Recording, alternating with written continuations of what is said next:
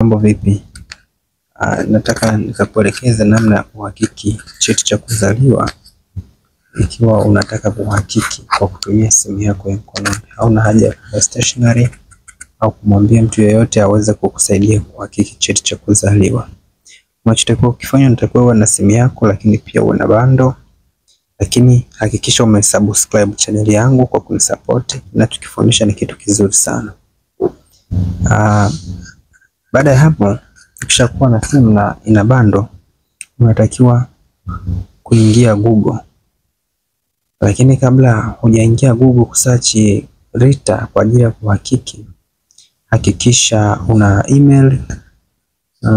Kwenye email pia hakikisha na email, hakikisha una cheti chako cha kuzaliwa unacho kwa ajili ya kuhakiki.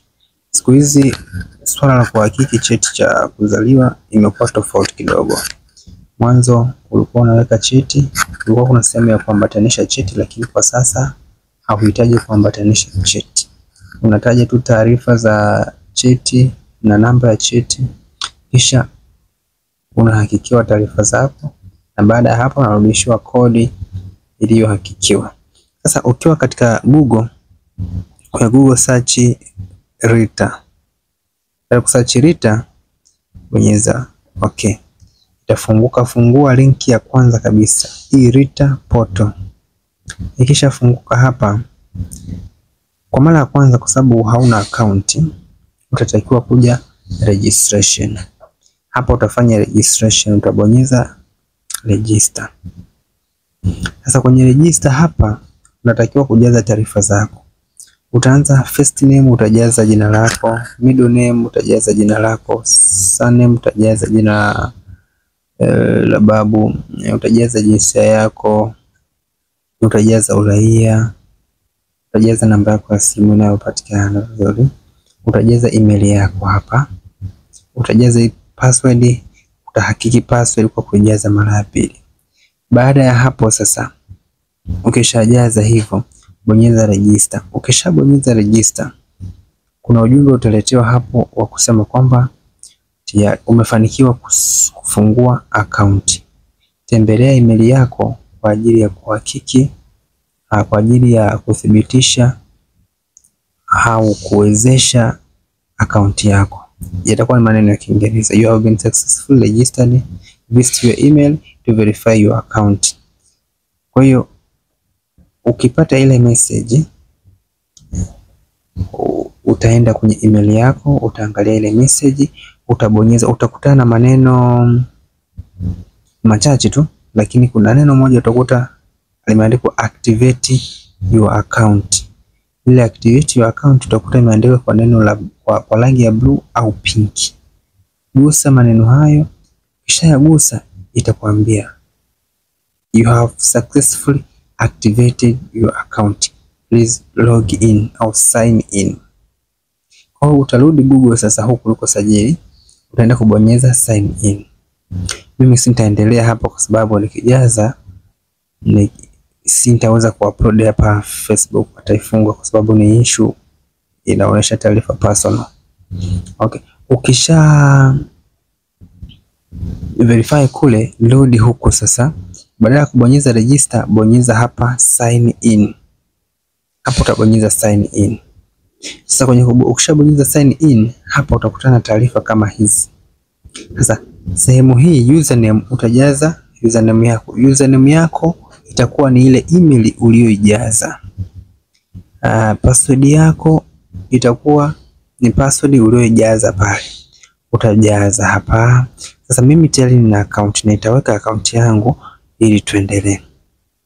Account yangu ni hii hapa, nitabonyeza, tutaenda. Ukishafungua sasa hapa unatumia simu yako, ndio? Ukishafungua hapa,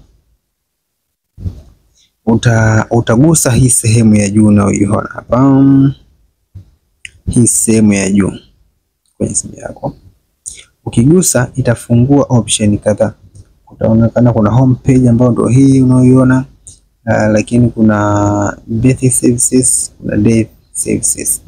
Wewe kwa sababu unahakiki cheti cha kuzaliwa, utabonyeza birth service. au kama unahakiki cheti cha kifo utabonyeza death services, utabonyeza birth. Baada ya birth sasa utakuja hapa juu kwenye kialama cha kujumlisha kimeandikwa new. Hapo ukibonyeza hapo inakupa option inakupa option, je, huduma gani ya kuzaliwa unayoitaka. Zimo huduma mbalimbali. Kuna huduma ya kwanza ni new birth certificate kama unataka kuomba cheti, lakini kuna change from old to new certificate, wale wenye vyeti vya zamani vya 2000 na ngapi, 2003 unataka kubadilisha kuwa cheti kipya cha kisasa. Halafu kuna request verification. Wewe kwa sababu na hakiki utabonyeza request verification, itafunguka.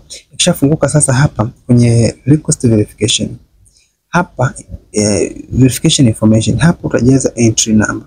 Entry number utaiona kwenye cheti chako cha kuzaliwa, ipo kwa juu kabisa mwanzo kabla ya majina na vitu vingine, ipo kwa juu. Ni namba I think zipo kama 10 hivi. Zile namba ziandike kwa sahihi hii sehemu ya entry number. Baada ya hapo ingiza date of birth. Hapa utajaza mwaka wako kuzaliwa, tarehe. Utaweka NIDA kama unayo utaweka, kama hauna NIDA basi sio lazima kuweka. Passport number. Hii passport number hapa wanazungumzia passport ya kusafiri, kama wale wanao passport ya kusafiria, yani kwenda nje ya nchi na nini, zile passport ndo wanazungumzia. Kama una passport basi utaweka namba yako ya passport. Haya, hapa kuna mother's first name. Hapo utajaza jina la mzazi wako, mama yako la kwanza, lakini utajaza jina lake la mwisho pia. Haya, kuna sehemu ya verification reason. Hii sehemu ya verification reason unaweka reason sasa, sababu ya wewe kuhakiki cheti. Unahakiki kwa sababu gani? Unahakiki 1 loan board, 2 NHIF, 3 land, 4 kuna legal, kuna migration, kuna employment, kuna NIDA, kuna other, kuna ZCCRA. Kwa hiyo wapo wengi watu wanaohakiki vyeti, wapo kwa aina mbalimbali. Kuna wewe utahakiki kwa namna yako, ndio.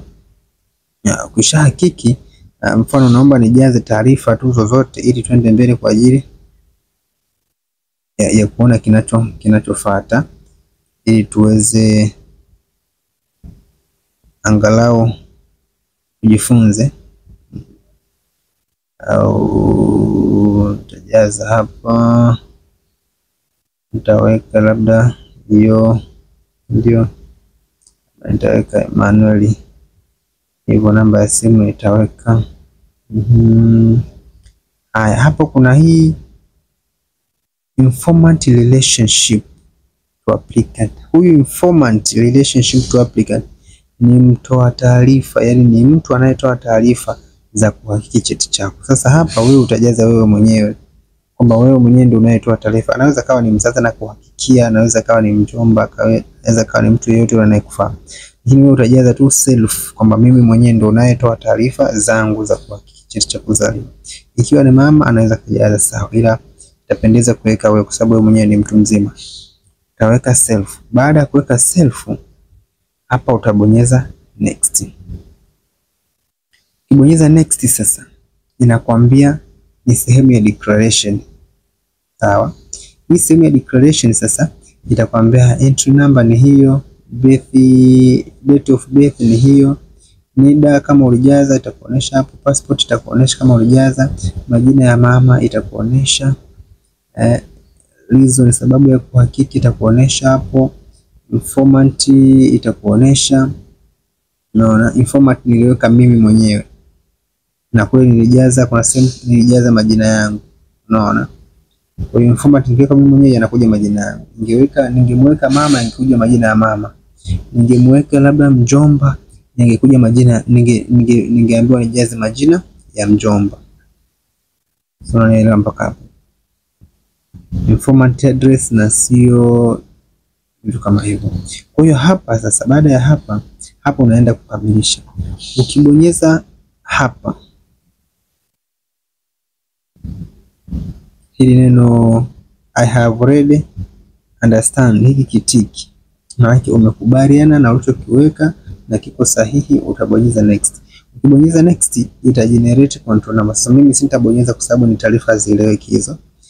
Itagenerate control number. Ile control number utatakiwa kulipia shilingi 6,000.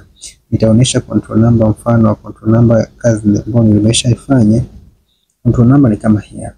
Itagenerate control number kama hivi. Kisha generate control number, wewe utaenda kulipia 6,000 kwenye control number. Kama unaenda kwenye simu unaweza kulipia, kama unaenda cash unaweza kwenda kwa wakala wa CRDB au NMB akakusaidia kulipia shilingi 6,000. Kisha pia kule kwenye mfumo itakuandikia status ya maombi yako ni paid.